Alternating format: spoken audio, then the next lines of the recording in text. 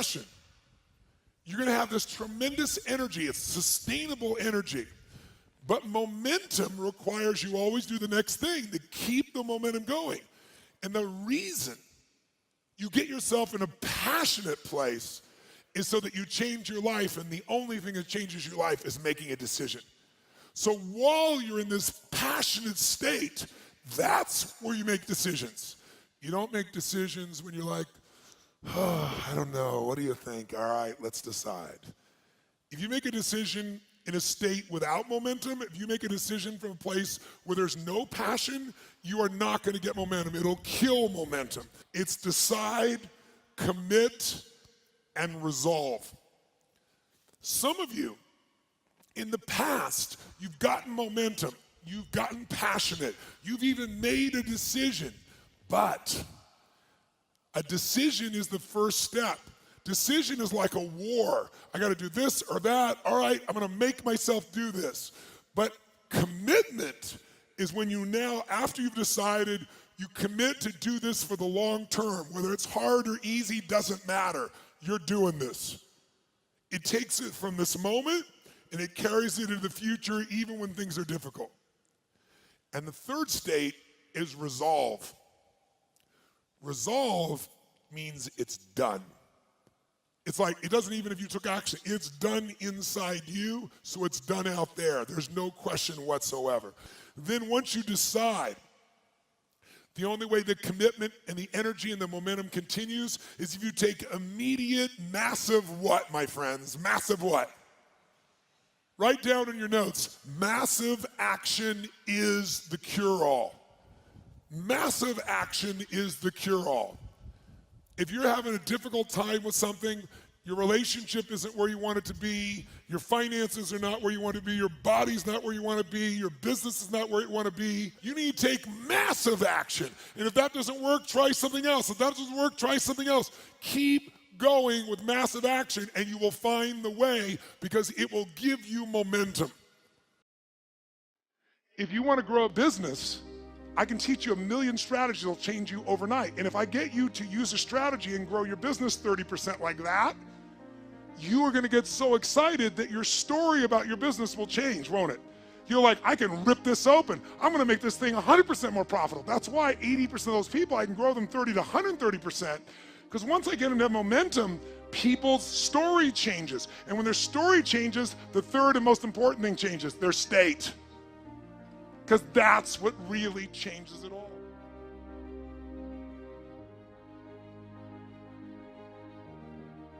The ultimate question I'm always asking is, how do I help people to break through? The question is, what are you breaking through to? In essence, all of us at some level to feel alive have to always feel like we're growing. When people ask me, what does it take to be happy? I always tell them one word, progress. Progress equals happiness. Even if you're not where you want to be yet, if you're on the road, if you're improving, if you're making progress, you're going to love it. You're going to feel alive. On the other hand, it doesn't matter how successful you are. If you stop growing, you start dying inside. Now, how does this relate to this session on breakthrough? Well, I'll say it's really simple. If you and I want to know what it takes to be happy, we have to understand what is our current blueprint of how our life's supposed to be. Now, what do I mean by blueprint? Well, we have a story in our head of how life's supposed to be. Some people's story is you work hard in school, you become really great, you're a nice person, you're a good person, and then you grow up and you take care of yourself and you find the ideal man and you fall in love and you have a white picket fence and you have 3 perfect children and you live happily ever after. Somebody else's story, the old story was you work really hard in school, you excel in college, you go to work for a big corporation, and you move up through the ranks until you're the president or chairman of the company and you become successful and respected throughout life. These are some old stories. Obviously, the stories that we hear today of what people's lives are supposed to be like are completely diverse. We no longer have these little archetypes, but one archetype still seems to remain. And that archetype is, in order for you to really feel like you're enough, many people believe they have to achieve an enormous amount. They may do it in different ways today. They may do it by building a company and taking it public when they're 27 or 25 years old, or they find and create a new technology, or they become a very special doctor. But we live in a culture in the West that teaches people that you're not enough unless you do something really special and unique, and we define special and unique in interesting ways. A school teacher is not special and unique. A mother who stays home with her children day and night, sculpting their minds, their bodies, their souls, and their future is not special. We live in a world today where we treat teachers like they're nobody and pay them accordingly, and we wonder why our children seem to have challenges in learning and growing or being engaged in school. When we spend thousands of dollars on some item like a computer, but what we look at overall we invest in for the teacher and for that person who's the personal connection with them is so small. We live in a society where many women look down and say, well, you're just a housewife, you're just a mother.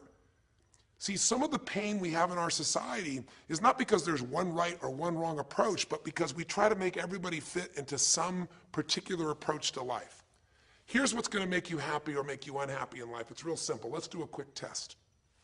If you're in a situation right now where you look at your life, I know there's an area of your life that you probably feel pretty darn good about. Even if you're not happy with your finances, I bet you feel damn good close to your kids. Or if you're not close to your kids, maybe you don't have any kids, maybe you feel really good about your career. If you're doing not so good in your career, maybe you got a really great body that you've trimmed down or strengthened up, or you really shaped yourself the way you want, muscularly, or in the way you look. Or if that's not happening, maybe you feel a really special connection with God, or really close to your mother or father or your family, whatever. Almost everybody has an area of their life they feel really good about if they're honest and if they're fair to themselves. What's an area of your life you really feel happy about? And I want you to think about it for a moment, truthfully. What's an area in your life today that if you wanted to be happy about it, you really could feel proud about it? You could feel like it's an area you're doing darn well in. And if you're really hard on yourself, there's still an area. What's an area? I want you to think of it right now. And I want you to think of that area, whether it's your body or your finances or your career or your intimate relationship or your relationship with your kids or your relationship with your creator, whatever it is. I want you to think about, why are you happy with that area of your life right now today? Why are you happy with that area of your life right now today? Really think about it. If you were in a seminar with me, I'd have you write this down. And if you can put me on hold here for a second, because I'd like to reveal to you what the formula is for happiness. And if I say there's a formula for happiness and here's what it is, you're going to go, yeah, sure, that's what he says. But if you put down the answer and we can see the formula is real without me telling you what it is, you get to look at your own life and say it matches. You're going to know this is right. So you could stop this right now if you want, put me on hold, and just write down what's an area of your life you're really, really happy about, you're really pleased with, or you could be if you wanted to focus on it. And why are you happy with that part of your life right now? Even if you're not happy with everything, what's the area you're happy with and why? Put me on hold right now, or if you're not going to do that, just think for a moment. Why? Specifically, be real. Why? Now, when I ask this, if you turn me back on now, if I ask this of an audience, I'll have people write this down for a few minutes, and I'll call on people, and I'll say, share with the person next to you first. What are you happy about, and why are you happy in that area? And be specific.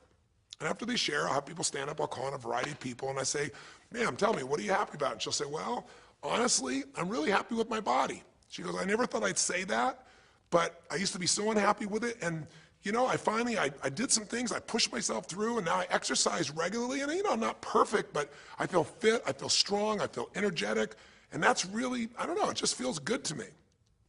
Now, I say to everybody, I'm now going to show you what the formula for happiness is, and it's real simple. I want to reveal it to you so you don't ever forget it. Whenever you're happy with an area of your life, it's because right now, your current life experience, I call it your LC, your life conditions, the conditions of your life conditions in that area match or are equal to your blueprint, your story, your belief about how life should be in that area. So this woman says to me, I'm really happy with my body because it's not perfect. Her blueprint is I don't need to be perfect, but it's so much better than it was. I'm fit and I'm strong and I have this energy. Her mental blueprint says I should be fit, strong, and have energy. I don't need to be perfect, but I should be that way. Well, when my life, my body matches how I think it should be, I feel good about my life. I'll ask somebody else. I'll say, tell me an area you're happy with. Someone else will say, well, I'm really happy with my career. And why? Well, I'm doing better than I even thought I would be. I'm ahead of the schedule of where I hoped I'd be at this stage. I'm working at this level in this company, and I have these skills and this ability, and it's even better than I thought. Well, once again, listen, this person's happy with this area of their life because their current life conditions in the area called their career are even better than they expected they would be, better than their blueprint, better than their belief of how it should be. If it's really better, you tend to be over the moon. One woman would say, I gotta tell you, I said, I'm the happiest I've ever been in my whole life. How come? She goes, because I have this man in my life and I'm in love with him and he loves me and I can be myself with him. And we have this incredible intimacy and this passion and we want to be with each other all the time and I never get bored with him. Well, what's her blueprint? You want to be with somebody that you can have total intimacy with, somebody who you love and loves you. Those are part of her rules, her beliefs of how it should be. She said, it needs to be, I never want to be with anybody else. I want to be with them every moment. Her blueprint about how life should be and the way she lives, her relationship's even better than she hoped. When it's better than you hope, you're going to be totally excited. So think about this then. What's an area you're not happy with? Let's see if we can find the formula for unhappiness. If the formula for happiness is to be able to meet your expectations or exceed them, that really makes you excited, but to be happy, you gotta at least meet it. It doesn't have to be perfect, but if you generally are meeting what you expect you want from your life in that area, you feel good. Life conditions match blueprint, feel good. So what makes you feel bad? What creates pain, stress, frustration? Real easy way to figure it out. Answer this question.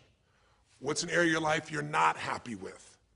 I mean, be honest with yourself. And even if your life is great in all kinds of ways, I'm sure there's an area you'd like to improve. Anybody who's honest, if they're doing great in their career, very often they don't take care of their body so much. If they're really focused on their body, very often they find themselves in a position where they're not spending enough time with their kids. Or if they're spending time with their kids, their intimate relationship's not doing so well. Because it's the nature of human beings to focus on areas they feel comfortable with and strong in and give those time. And the areas they don't feel so strong and they go, I don't have time for it. What they're really saying is, I don't feel very competent in that area. So what's an area of your life that you are not as happy with? I mean, it's healthy, honestly, to look at areas and say, I don't like it, I want more. This whole concept of a breakthrough is about how do I close the gap between where I am right now and where I want to be. That's what we're here to do. It's like, here's where I want to be, here's where I am. It's healthy to see there's a gap. That makes me have this hunger, this drive to grow, to feel alive, to expand as a human being. So is it your body? Is it your finances? Is it your career? Is it your spiritual life or lack thereof in terms of feeling connected in that area? Is it your kids? Right? What's the area? What's the area that's not where you want it to be? And then answer for a moment, why aren't you happy with that area of your life right now? Why specifically today are you not happy with that area of your life at this stage of your time of your life? Again, you can stop this and write it down. Might be useful for you. Or if you're going to keep it running, stop it and you'll turn it right back on and I'll kick into it. Do that now. Or if you kept it running, then I'll give you what happens. I have people write this down and they don't like this exercise so much. Well, I don't like my body, or I don't like my finances, I don't like my career, or I don't like the person I'm in a relationship with, I don't like myself the way I'm in relationships. Why? And they write it all down. Have people share back and forth. I call on people, and the lesson's pretty clear. I tell people in advance, here's the formula for unhappiness. I'll show you before you do anything else. When your life conditions, the way you're living your life today, does not match, it doesn't equal your blueprint, your story of how it's supposed to be, then you're going to have disappointment, frustration, or pain. If your life is way different than the way you think it's supposed to be, you can have enormous pain. If it's a little different, you might feel stressed. Make sense? So people stand up and they say, tell me, what's the area you're not happy with? And the person says, well, I'm really not happy with my finances. And I go, why? And they say, because I'm doing worse now than I was 5 years ago. I made mistakes in the market, and at this stage of my life, I should have this much money, and I don't have it, and I don't know how to change it, and it's making me crazy. And why are they crazy? You say, well, because they don't have their economic needs met. No, you can not have your economic needs met, and you can still be okay, but when you have an idea, this is what my need is, and I did the wrong thing, my life doesn't match how I'm supposed to be, that's when people get a little crazy. See, think about it. If you grew up taking care of folding your own clothes, making your own meals, going to the store, doing the grocery shopping, cleaning the bedroom, cleaning the house, vacuuming, taking out the trash, and you did that your whole life, then if you have to do that later on, you don't feel like you have economic pain because you don't have a maid. But if you grew up in an environment where everything was done for you, you never have to work, and now suddenly you have to work incredibly hard to just pay enough money to pay your bills, and all of a sudden food is building up and the house is dirty and your clothes aren't folded and nothing matches, you might find yourself really angry and frustrated because you have a different story about how life's supposed to be than how it is. Someone else will say, well, I'll tell you why, because I'm in a situation now where, I'm 30 pounds heavier than I should be. Should be is the key word. There are people in all cultures who love being big. There are people that will walk around and someone else might think they're massively overweight, but they're going, I own this, honey, and they really, truly, they match their blueprint. Big is beautiful, because their idea is big is beautiful. I'm big, that's beautiful, matches my blueprint. Rock and roll, I'm happy as can be. Somebody else can look like a twig and be stressed out saying, I hate my body. Because their blueprint says I should be the skinniest thing on earth, and I'm not skinny enough. Am I making sense? When your life conditions don't match your blueprint, you're going to have pain. But here's when you suffer. When I ask people, who here has been through the dark night of the soul? Who's been here in a situation where you feel like life isn't worth living, or we feel like a pain that just will never go away? And a lot of people write down those experiences, like Joaquin. So you'll begin to understand what the issue is I'm talking about here. Joaquin, if you recall, was in a situation where this man felt like there was no reason to live. He couldn't work, he couldn't do anything, his life was worthless. Why did he think that? Because he had a blueprint. And his blueprint said, I need to be an NBA basketball player, at least a professional basketball player. I need to be able to make money and have this great lifestyle, because that's what makes me worthwhile as a human being. That's what makes my family respect me, my mother, my uncles, my aunts. I'm the successful one in the family, and I make the money. I support everybody. He's a good man. He didn't come just to be successful. He took care of his mother, his family. He tried to be an inspiration for people. Joaquin Hawkins is a man who was always going out on his free time and training kids and showing them the pathway to freedom, how they could play basketball and get free like he did and get out of the inner city. So this man was not a selfish man, but he knew this is the way to be worthwhile. This is the way to be able to give to people. This is the way to take care of your family. And all of a sudden, one night, what happened? That way was taken from him. He has a stroke.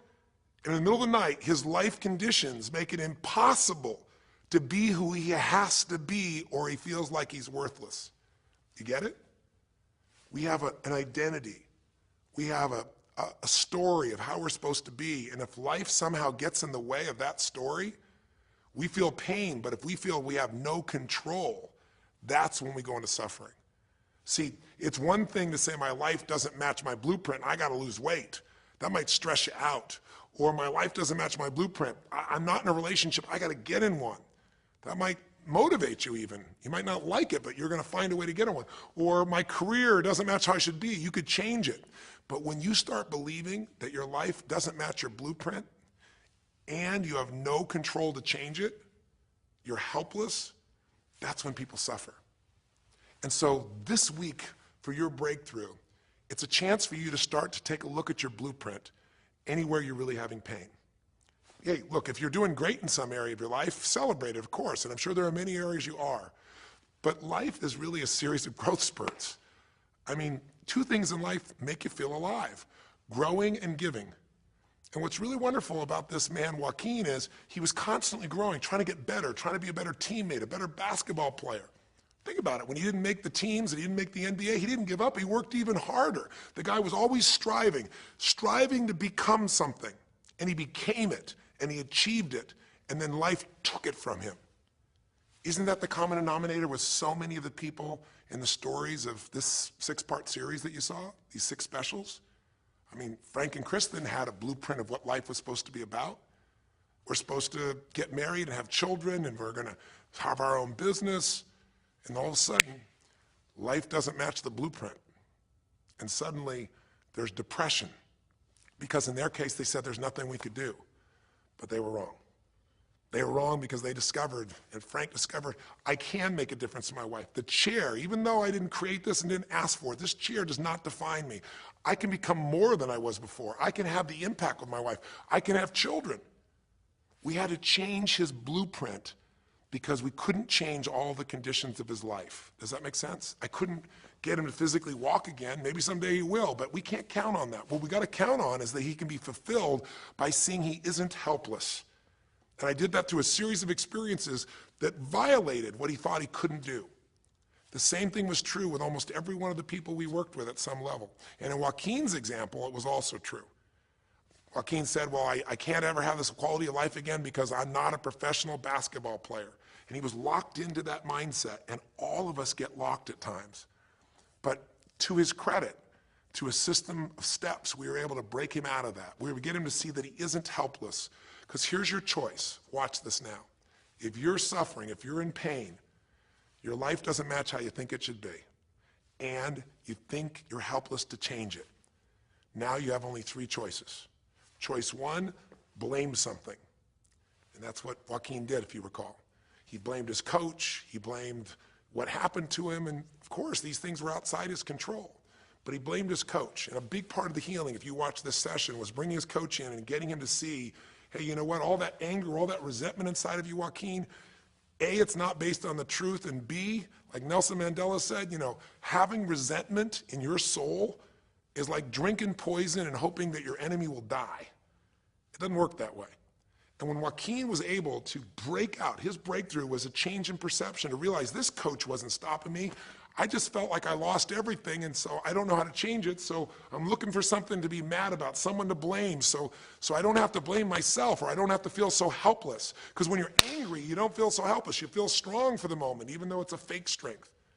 When he was able to make that breakthrough, he could stop blaming. Because these are your three choices. When life doesn't match how you think it should be, blame something. An event, someone else, or yourself. As we talked about earlier in this series, blame games just destroy you. There's no progress when you blame. For the moment, you feel okay, but nothing changes. What are your real choices? You only have two choices in life. If life doesn't match your blueprint, you either have to change your life. That is, you got to say, you know what, my body isn't there, I'm going to go work out. My relationship isn't there, I'm going to change it. You know, I'm not making what I got to make, I'm going to retool, I'm going to get a new skill, I'm going to go back to school, I'm going to start a business, I'm going to do something. You have to do something to change your life. Or, in order for you to be happy, if you can't change your life, you're going to have to change your blueprint. Usually in life, it requires a little bit of each. Does that make sense? And if you change your life and change your blueprint, you can have an extraordinary life. And what you witnessed this man do was, once he let go of his anger and his denial, once he started to look at things, he began to find, by spending time with his family, that he was worthwhile being loved whether he played basketball or not. Of course, professional basketball was no longer a part of it. And we got to get Joaquin to shift that. And Joaquin is a metaphor for all of us. Because all of us are going to have times in our life when what we want or think life should be like isn't going to match how life really is. Those moments, if we blame, our life goes into pain. If we change, we can change our life and match our blueprint. But we have to also know when it's not within our control. And that's how we're able to make a shift and change what our story is for our life, what our expectations are, not by lowering them, but by changing what that model really is. I hope this makes sense to you. I'll give you a great example. Years ago, I do a lot of work with business people, celebrities, people of all kinds of walks of life. And I was dealing with a group of people, and they knew a very, very powerful celebrity. And to give that person privacy, I won't tell you too many details, so you can't figure out exactly who it is, but it would be a person who was very successful as a woman, who was extremely attractive by cultural standards, a woman who's had a lot of dear friends, a lot of deep respect, so great skill, great ability, extremely talented, quite attractive, quite wealthy in financial terms, and lots of great friends. This would be, for most people's idea, the ultimate blueprint. If your life matches that description, you must have an incredible life. But ironically, this particular individual, as famous as they were, was depressed all the time. They had seemingly everything, and yet the person was depressed. How do you get depressed when you're smart, and you're strong, and you're beautiful, and you got great friends, and you're rich, and you're famous?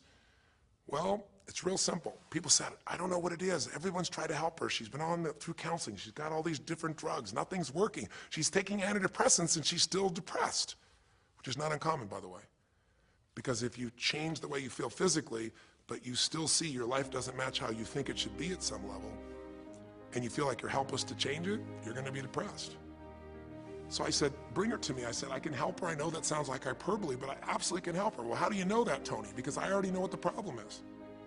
I know if someone's depressed, it's because they feel helpless because their life doesn't match how they think it should be. I just don't know what her blueprint is, but we'll find out what it is, and we'll either help her change her life or we'll help her change her blueprint, or both. Long story short, and very quickly, I'll tell you the core of it. She came to me and she spent maybe the first half an hour telling me, apologizing, saying, I know I should be happier. I know it's silly for me to be depressed. I don't know why I'm so depressed. I know I should be grateful for what I have, and I am grateful. And it was all these reasons why she knows she should feel good, but still didn't. And I tried to finally explain to her, listen, I don't care about that. I care about you. The fact that you're not happy has nothing to do with what you have or don't have. The fact that you're not happy is that your life doesn't match the way you think it should be. And you have some idea of how you think it should be. And worse, if you're this depressed after all this time, you feel like you can't do anything. You have no power to change it. You feel helpless. And she looked at me in a certain way, and I said, so what is that? What did you want your life to be like? She goes, well, it sounds stupid. I said, it's not gonna sound stupid to me. She said, well, I don't know. I just always, since I was a little girl, dreamed that I would be married and I would have 3 basically perfect children, and they would love me totally, and I loved my husband, he loved me. And I said, okay, so how's that working for you so far? And she said, well, I think you know, she's a pretty famous person. She said, I'm divorced twice, I have no children, and I'm now X age. And to give you a clue, that age would be an age where having a child, your own natural child at least, barring a medical miracle, is not going to happen. So I said to her, well, why don't you just adopt? She goes, no, that's not it. And so what I had to dig under is, remember we talked in one of the earlier sessions about there's the surface problem and then there's the deeper desire or need. So I said to her, I said, well, what if you couldn't have the husband but you could have the kids? And she smiled and she said, I'd take that. I said, well, why not adopt a kid? She goes, no, it has to be my own blood children. So I kept digging to find out what was behind her blueprint. Because your blueprint is just a projection of what you think you need to be happy. But as human beings, we're notoriously ineffective at knowing it's going to make us happy. So much that we think we're going to make us happy, we get there and we go, is this all there is? So many things that we think are going to make us miserable and we can never deal with, we go through it and we can handle it. We're not good at projecting these things. All kinds of studies will show this. So I said to her, well, what are you hoping to get from these 3 children? Why do they have to be your blood children? And she finally said, well, if they're my blood children, I know they'll always love me. They'll never leave me. What was she looking for? Unconditional love. She had this big blueprint that said, White House, picket fence, 3 children, perfect husband, all these different things. But what was behind that was a need to feel like she could have love that would be certain and wouldn't go away. So I can help her meet that need. So I said to her, I said, well, maybe one reason you don't have a husband is because every time you look at one, you're trying to figure out if he's going to get you those 3 kids in time and how that's going to happen. And maybe he feels a little stressed when you're looking at him this way because he can feel what's going on behind your bed, even if he doesn't know what the words are. And she started to laugh. She goes, I guess I've probably been that way a good portion of my life. And she goes, people wonder, why I'm so uptight. I said, you're uptight because you felt like you're running out of time trying to meet some picture. But I said, all you really want is love. I said, don't you have a lot of love in your life? Tell me about your friends. And gradually, I got her to start seeing this love that she was trying to get was already here. It didn't match the picture. Maybe we could paint a new picture of what life could really be like and make sure that picture met her deepest needs. That's basically what we did with Joaquin. Joaquin wanted to be a professional basketball player because he loved basketball, yes, but also because he wanted to be that man who was a leader. He wanted to be the man who was the good man. He wanted to be the one who brought energy to people. He wanted to be the man people would look up to. He wanted to be the man who could take care of his family in style, all of his family, not just his daughters and his wife, but other people as well. Underneath it all, he wanted to know that he mattered. And through the process that you saw in this show, he began to find out that he didn't need to be angry at the world, that yes, his blueprint was taken from him, but his soul and his ability to be a special human being that could touch other people was not taken from him. That maybe his real gift was his ability to inspire young kids, his ability to get himself to do whatever it took. How did he become a professional basketball player? Unbelievable discipline, unbelievable drive. He started bringing that to picking up trash, and the game started to change. He started to have fun there. He could come home and take care of his kids and pay his bills. That doesn't solve everything, but it gives him a way to suddenly regain himself. When he sat around with all of his family, and you saw part of those scenes, and if you watch little areas of browsing this week, you'll see some more scenes from his family where you see him beginning to realize they love me whether I'm rich or poor. They love me whether I'm a professional basketball player or not. They love me. That's what he was really after. And when he got that, it allowed him to let go and say, I can do other things. That doesn't mean he won't have challenges. We're all going to have challenges in our life. It doesn't mean that at times he won't wish he's doing more, but he's no longer stuck. He's broken through because he now knows I have control. I can change my life or I can change my blueprint. And when I do, I can fulfill it. I can start to feel that aliveness. Now here's the trap. What do you think happens once you fulfill your blueprint regularly? Once you figure out how to do what you always dreamed of. You always dreamed to live a certain way, and now you're living that way, living that way, living that way every day. Well, the human nervous system, the human spirit needs to grow. So pretty soon you'll get bored with that and you'll come up with a new blueprint. That's part of life that's exciting. See, if you and I from this day forward are going to be happy, just remember what we've said. It takes two things, grow and give.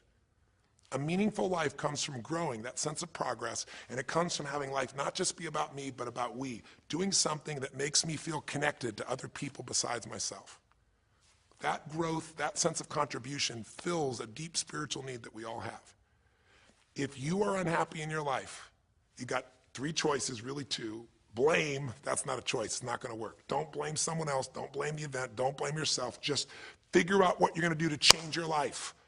That's my specialty. If you like my coaching or my team's coaching, come visit with us. Come to an event. Come get a coach. Come through a program, and we'll guide you through it more than just a few minutes like this, and we'll do it directly, in an environment that'll shift you. Or change your blueprint. You're going to have to rewire what's going on inside, and that's what we focus on as well. So I hope this journey has been an interesting one for you. I hope it's opened up your eyes to what it takes to go from where you are to where you want to be. It takes changing your emotional pattern. It takes bringing presence to your life. It takes realizing you have no problems compared to somebody else and putting your life in perspective. It takes the ability to deal with those extreme stresses that happen in your life by questioning your limiting beliefs. And again, we'd love to coach you and show you how to change those in a permanent way where it happens automatically, just like lifting weights so often until the muscle's always there and you find yourself able to follow through. It takes for you to be able to figure out how to deal with crisis and how to turn it around. It takes facing your fear. It takes pushing yourself through what used to stop you. It takes putting yourself in a position where you connect to what's more important than just yourself, what you value than just yourself. And it takes, I think in this case also, the ability to realize that no matter what happens to you, you're more than that moment. You're more than the story you think you're supposed to be. And that even when you're not matching what you think you need to be, maybe there's a reason for that. Maybe you're having to find a different part of yourself that's going to fulfill you at a much deeper level. Sometimes failing to get your goal gives you your destiny. I can't tell you how many people I've known over the years who had an idea of what they thought their life was supposed to be like, and they didn't achieve it, and they felt miserable and upset and frustrated, and one day an opening happened, and they went, oh my God, thank God that didn't happen. I think it's Garth Brooks had a great song, and it's a song about when he was in high school, and he was in love with this girl, infatuated with her, and she didn't even know that he existed. And he prayed to God every day that she would notice him, that she would fall in love with him. And then sure enough, she never did. He was so disappointed. His blueprint didn't match. His life didn't match it because she didn't even know he existed. And he felt this suffering. He could do nothing to turn it around. Well, 15 years later, he became a guy named Garth Brooks, somebody everybody knew, and he could rock, stadiums with his energy and his song and his music. And he goes back to be at his high school reunion. I think it was his 15-year reunion, if I remember correctly. I don't remember the exact year, but all I remember is he said he saw that woman that he was so obsessed by. He was looking forward to seeing her. And now he was Garth Brooks, and he met her. And after he met her and spent some time with her, he wrote a song called Thank God for Unanswered Prayers. Sometimes not getting your blueprint's the best thing that ever happened, because the disappointment drives you to find something more important inside of you. Or not getting it makes you look for another aspect of your life, a spiritual aspect, a family aspect, a physical aspect. If you can just trust that life doesn't happen to you, it happens for you, then you can find in any situation a benefit that can take your life to the next level. I don't care if you're Frank and Kristen, I don't care if you're, Mandy and Scott. I don't care if you're Joaquin and Kim. Every one of us in our life is going to face situations where it feels like we have total trauma, something that's been taken from us. The real question is, what are you going to do with it? Some people just live in their story of what they don't have, and they have the right to do that. If Frank and Kristen lived in pain and felt bad, we'd all say they have the right to do it. It's the difference between what you have the right to do and what you deserve to give yourself and others. We have the ability to transcend whatever happens to us. There's something called post-traumatic growth. Very few people know about it. Two people go through the same stress, one's destroyed, the other grows. What's the difference? The people that grow will not give up. They don't have any excuses. They find the way to break through whatever it takes. And when they do, three things happen. Number one, they realize who they really are and what they're capable of. They realize they're so much stronger than they thought they were. And number two, they deepen all their relationships. You want to know who really cares about you, who you love and who loves you? Go through some tragedy, go through some hard times. All your Facebook friends go away. Your real friends, your real family shows up for you and you show up for them, and it deepens your relationships. And the third thing happens, if you can push yourself through and break through whatever challenges life gives you, is each time you have a breakthrough, you get stronger. And it almost like builds a psychological immunity in you, where suddenly, all of a sudden, it's like stuff happens, you know stuff's gonna happen, and you're not scared of it anymore. Because after you've been through a stroke, after you've been through, losing the use of some of your body, your senses, after you lose a family member, and you break through to that, you get to the other side, it's like, give me your best shot, life. It's almost like there's this psychological immunity that says, I'm ready for whatever life will give me. I don't want challenges, but if they're here, I know I can handle them. That strength of spirit is what creates a sense of freedom and joy in life. And that strength of spirit basically comes from living a life where you are constantly and never-ending thinking a way to improve yourself and to help others. That's my mission, and if we can serve you again in the future, I hope you'll check us out. There's 3 ways you can continue to participate with us. You can come to an event. Come have an experience with us live at a weekend at our Unleash the Power Within or our Date with Destinies. I think you'll find it's very different than just sitting here talking to you quietly, sitting in front of your computer screen. It's a rock and roll environment. It's like going to the ballpark and having one person sitting there talking to you versus being in the ballpark or the rock and roll concert, with 50,000. There's an energy and a power that comes from it. Second is there's immersion. Here we talk for an hour, there's distractions and emails. There it's total focus, and we go for immersion where literally what we did here over 6 weeks, a few little conversations, all that happens over and over again, multiple times a day, and you get that shift. So come to an event or call up and get a coach. We have people that you can work with and have a free coaching session and make sure it's really valuable for you.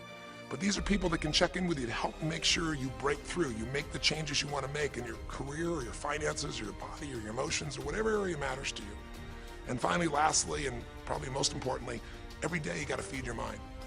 Because every day most of us are turning on, some form of news. It shows up in our pocket, in our Blackberries or iPods or our iPhones, I should say. It shows up on your computer constantly. It chases us, and it rarely does a good idea interrupt you.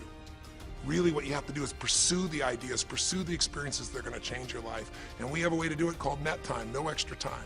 A way where you can keep feeding your mind the stuff that really matters with some products or services. So if you're interested in any of those things, be sure to click on your interest of an event or interest in having a free coaching session, or maybe try one of our audio programs, because the other challenge here is with video, you got to sit here potentially and watch me, but with audio, you can do it while you're working out, you can do it while you're cleaning the house, you can do it while you're driving in the car, while you're getting to work. We'd love to continue serving you in any way we can. I know I've gone long in this session, but I really want you to think about, how can I get my life the way I want it to be? The way I do it is, I figure out what my blueprint is and I update it for what life is. I change my life, match my blueprint, and suddenly my life feels full and alive. Thank you for the time that we spent together here. I've really enjoyed our time, and I hope that this breakthrough series reminds you to never settle for less than you can be. Never settle for less than you can give or you can share. Live strong, live with passion, and God bless.